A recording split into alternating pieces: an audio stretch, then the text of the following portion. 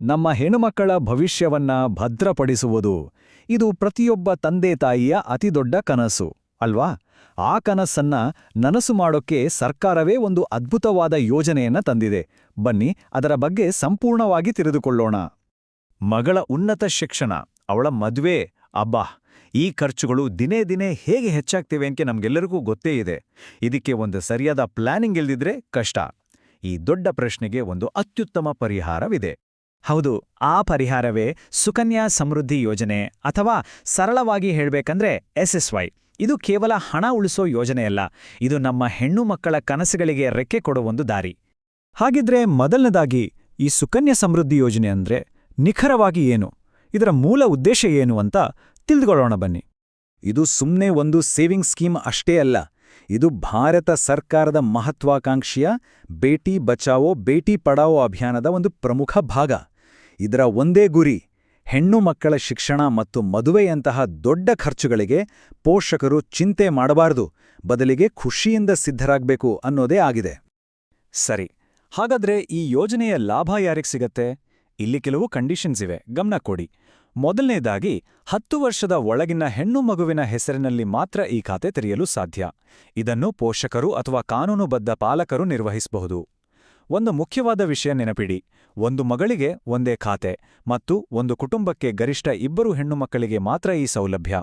ಒಂದು ವೇಳೆ ಅವಳಿ ಅಥವಾ ತ್ರಿವಳಿ ಮಕ್ಕಳಿದ್ದರೆ ಅದಕ್ಕೆ ವಿನಾಯಿತಿ ಕೂಡ ಇದೆ. ಓಕೆ, ಯೋಜನೆ ಬಗ್ಗೆ ಗೊತ್ತಾಯಿತು. ಈಗ ಅಸಲಿ ವಿಷಯಕ್ಕೆ ಬರೋಣ. ಅಂದ್ರೆ ಎಷ್ಟು ಹಣ ಹಾಕಬೇಕು, ಅದರಿಂದ ನಮಗೆ ಸಿಗೋ ಲಾಭವಾದ್ರೂ ಏನು ನೋಡೋಣ ಬನ್ನಿ. ನೋಡಿ, ಈ ಯೋಜನೆಯ ಒಂದು ದೊಡ್ಡ ಪ್ಲಸ್ ಪಾಯಿಂಟ್ ಅಂದ್ರೆ ಇದನ್ನ ಶುರು ಮಾಡಕ್ಕೆ ದೊಡ್ಡ ಮೊತ್ತವೇನೂ ಬೇಕಾಗಿಲ್ಲ. 1 ವರ್ಷಕ್ಕೆ ಜಸ್ಟ್ 250 ರೂಪಾಯಿ ಕಟ್ಟಿದ್ರೂ ಸಾಕು, ನಿಮ್ಮ ಖಾತೆ ಆಕ್ಟಿವ್ ಆಗಿರತ್ತೆ. ಎಷ್ಟು ಸಿಂಪಲ್ ಅಲ್ವಾ? ಕನಿಷ್ಠ ಇದ್ದ ಹಾಗೇನೇ ಒಂದು ಗರಿಷ್ಠ ಮಿತಿಯನ್ನು ಇಟ್ಟಿದ್ದಾರೆ. ಒಂದು ಹಣಕಾಸು ವರ್ಷದಲ್ಲಿ ನೀವು ಮ್ಯಾಕ್ಸಿಮಮ್ 1.5 ಲಕ್ಷ ರೂಪಾಯಿವರೆಗೆ ಇದರಲ್ಲಿ ಇನ್ವೆಸ್ಟ್ ಮಾಡಬಹುದು. ಇದು ಪ್ರತಿಯೊಬ್ಬರ ಉಳಿತಾಯದ ಗುರಿಗೆ ತಕ್ಕಂತೆ ಹೂಡಿಕೆ ಮಾಡಲು ಸಹಾಯ ಮಾಡುತ್ತೆ. ಈಗ ಎಲ್ಲಕ್ಕಿಂತ ಇಂಪಾರ್ಟೆಂಟ್ ವಿಷಯ, ಬಡ್ಡಿ ದರ. ಪ್ರೆಸೆಂಟ್ ಆಗಿ ಈ ಯೋಜನೆಗೆ ಸಿಗ್ತಿರೋ ಬಡ್ಡಿ ದರ ಎಷ್ಟು ಗೊತ್ತಾ? ಬರೋಬ್ಬರಿ 8.2% ಪ್ರತಿ ವರ್ಷಕ್ಕೆ. ಇದು ನಮ್ಮ ಬ್ಯಾಂಕ್ FD ಅಥವಾ ಬೇರೆ ಹಲವು ಉಳಿತಾಯ ಯೋಜನೆಗಳಿಗಿಂತ ತುಂಬಾನೇ ಜಾಸ್ತಿ. ಜೊತೆಗೆ ಇದು ಸಿಂಪಲ್ ಇಂಟ್ರೆಸ್ಟ್ ಅಲ್ಲ, ಚಕ್ರಬಡ್ಡಿ. ಅಂದ್ರೆ ನಿಮ್ಮ ಬಡ್ಡಿಗೂ ಬಡ್ಡಿ ಸೇರ್ತಾ ಹೋಗುತ್ತೆ. ಈ ದರವನ್ನ ಸರ್ಕಾರ ಪ್ರತಿ 3 ತಿಂಗಳಿಗೊಮ್ಮೆ ಪರಿಶೀಲಿಸ್ತದೆ.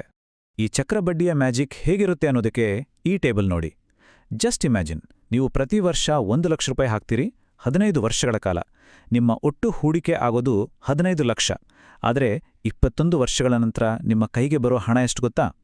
ಸರಿಸುಮಾರು 46 ಲಕ್ಷ ರೂಪಾಯಿ. ವಾವ್! ಅದೇ ರೀತಿ ನೀವು ವರ್ಷಕ್ಕೆ 1.5 ಲಕ್ಷ ಹೂಡಿಕೆ ಮಾಡಿದರೆ ಮೆಚುರಿಟಿ ಟೈಮಲ್ಲಿ ಸುಮಾರು 69 ಲಕ್ಷ ಸಿಗುತ್ತೆ. ಇದೇ ನೋಡಿ ದೀರ್ಘಕಾಲೀನ ಹೂಡಿಕೆಯ ಪವರ್. ಜಾಸ್ತಿ ಬಡ್ಡಿ ಅಷ್ಟೇ ಅಲ್ಲ, ಈ ಯೋಜನೆಯ ಇನ್ನೊಂದು ಸೂಪರ್ ಅಟ್ರಾಕ್ಷನ್ ಇದೆ. ಅದನ್ನ ಟ್ರಿಪಲ್ ಟ್ಯಾಕ್ಸ್ ಬೆನಿಫಿಟ್ ಅಥವಾ ಇಇಇ ಅಂತ ಕರೆಯುತ್ತಾರೆ. ಏನಿದು ಇಇಇ ಅಂತ ಯೋಚನೆ ಮಾಡ್ತಿದ್ದೀರಾ? ತುಂಬ ಸಿಂಪಲ್. ಇ ಅಂದ್ರೆ ಎಕ್ಸೆಂಪ್ಟ್. ಮೊದಲನೇ ಇ, ನೀವು ಇನ್ವೆಸ್ಟ್ ಮಾಡುವ 1.5 ಲಕ್ಷದವರೆಗೆ ಇನ್ಕಮ್ ಟ್ಯಾಕ್ಸ್ ಆಕ್ಟಿನ ಸೆಕ್ಷನ್ 80C ಅಡಿಯಲ್ಲಿ ಟ್ಯಾಕ್ಸ್ ಕಟ್ಟಬೇಕಾಗಿಲ್ಲ. ಎರಡನೇ ಇ, ಅದರಿಂದ ಬರುವ ಬಡ್ಡಿಗೂ ಕೂಡ ಪೂರ್ತಿ ಟ್ಯಾಕ್ಸ್ ವಿನಾಯಿತಿ. ಮತ್ತು ಮೂರನೇ ಇ, 21 ವರ್ಷಗಳ ನಂತರ ನೀವು ವಾಪಸ್ ಪಡೆಯೋ ದೊಡ್ಡ ಮೊತ್ತಕ್ಕೂ 1 ರೂಪಾಯಿ ಟ್ಯಾಕ್ಸ್ ಕಟ್ಟಬೇಕಿಲ್ಲ. ಅಮೇಜಿಂಗ್ ಅಲ್ವಾ? ಸರಿ, ಇಷ್ಟೆಲ್ಲ ಕೇಳಿದ್ಮೇಲೆ ನಾನೂ ಈ ಅಕೌಂಟ್ ಓಪನ್ ಮಾಡಬೇಕು ಅಂತ ಅನ್ಸ್ತಿದ್ಯಾ? ಹಾಗಾದ್ರೆ ಬನ್ನಿ, ಪ್ರೋಸೆಸ್ ಎಷ್ಟು ಸುಲಭ ಇದೆ ಅಂತ ನೋಡೋಣ. ಈ ಅಕೌಂಟನ್ನು ನೀವು ನಿಮ್ಮ ಹತ್ತಿರದ ಪೋಸ್ಟ್ ಆಫೀಸ್ನಲ್ಲಿ ಆದರೂ ತೆರೆಯಬಹುದು, ಅಥವಾ ಸರ್ಕಾರದಿಂದ ಮಾನ್ಯತೆ ಪಡೆದ ಯಾವುದೇ ದೊಡ್ಡ ಬ್ಯಾಂಕುಗಳಲ್ಲೂ ತೆರೆಯಬಹುದು. ಉದಾಹರಣೆಗೆ SBI, HDFC, ICICI ಬ್ಯಾಂಕ್ಗಳಲ್ಲಿ. ಪೋಸ್ಟ್ ಆಫೀಸುಗಳು ಹಳ್ಳಿಯಲ್ಲೂ ಇರೋದ್ರಿಂದ ಎಲ್ಲರಿಗೂ ತುಂಬಾ ಅನುಕೂಲ. ಬ್ಯಾಂಕುಗಳಲ್ಲಾದ್ರೆ ಆನ್ಲೈನ್ ಮೂಲಕ ಹಣ ಕಟ್ಟಲು ಹೆಚ್ಚು ಸುಲಭವಾಗಬಹುದು. ಪ್ರೋಸೆಸ್ ತುಂಬಾನೇ ಸರಳ. ಮೊದಲು ಪೋಸ್ಟ್ ಆಫೀಸ್ ಅಥವಾ ಬ್ಯಾಂಕ್ಗೆ ಹೋಗಿ SSY ಅಕೌಂಟ್ ಓಪನಿಂಗ್ ಫಾರ್ಮ್ ತಗೊಳ್ಳಿ. ಅದನ್ನ ನೀಟಾಗಿ ಫಿಲ್ ಮಾಡಿ ಕೇಳಿರೋ ಡಾಕ್ಯುಮೆಂಟ್ಸ್ ಜೊತೆ ಕೊಡಿ. ಮಿನಿಮಮ್ 250 ರೂಪಾಯಿ ಡಿಪಾಸಿಟ್ ಮಾಡಿದ ತಕ್ಷಣ ನಿಮ್ಮ ಮಗಳ ಹೆಸರಲ್ಲಿ ಅಕೌಂಟ್ ಓಪನ್ ಆಗತ್ತೆ. ನಿಮ್ಗೊಂದು ಪಾಸ್ಬುಕ್ ಕೂಡ ಕೊಡ್ತಾರೆ. ಹೋಗೋ ಮುಂಚೆ ಈ ಡಾಕ್ಯುಮೆಂಟ್ಸ್ಗಳನ್ನ ರೆಡಿ ಮಾಡಿಟ್ಕೊಳ್ಳಿ. ಮಗುವಿನ ಬರ್ತ್ ಸರ್ಟಿಫಿಕೇಟ್, ಪೋಷಕರ ID ಮತ್ತು ಅಡ್ರೆಸ್ ಪ್ರೂಫ್, ಆಧಾರ್ ಅಥವಾ ಪ್ಯಾನ್ ಕಾರ್ಡ್ ಇದ್ರೆ ಒಳ್ಳೇದು. ಹಾಗೆ ಮಗು ಮತ್ತು ಪೋಷಕರ ಪಾಸ್ಪೋರ್ಟ್ ಸೈಜ್ ಫೋಟೋಗಳು. ಇವಿಷ್ಟು ಇದ್ರೆ ಸಾಕು.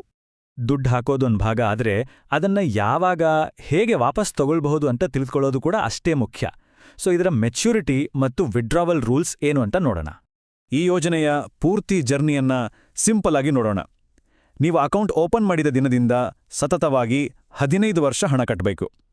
ಮಗಳಿಗೆ 18 ವರ್ಷ ತುಂಬಿದ ಮೇಲೆ ಅವಳ ಹೈಯರ್ ಎಜುಕೇಷನ್ಗೋಸ್ಕರ ಅಕೌಂಟ್ನಲ್ಲಿರೋ ಅರ್ಧದಷ್ಟು ಅಂದ್ರೆ 50% ಹಣವನ್ನ ವಾಪಸ್ ತೆಗಿಬೋದು.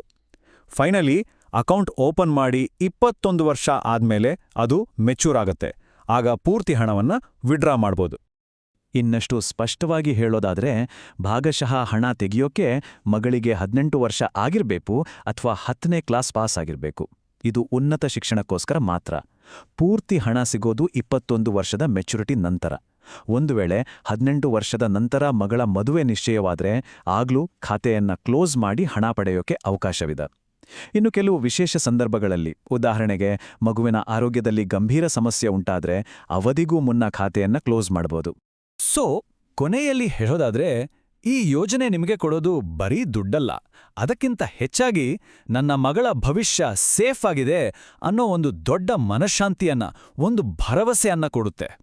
ಈ ವಿಶ್ಲೇಷಣೆಯ ಕೊನೆಯಲ್ಲಿ ನನಗೊಂದು ಪ್ರಶ್ನೆ ಮೂಡುತ್ತೆ.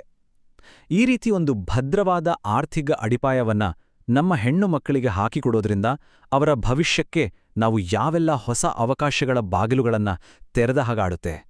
ಯೋಚಿಸಿ ನೋಡಿ.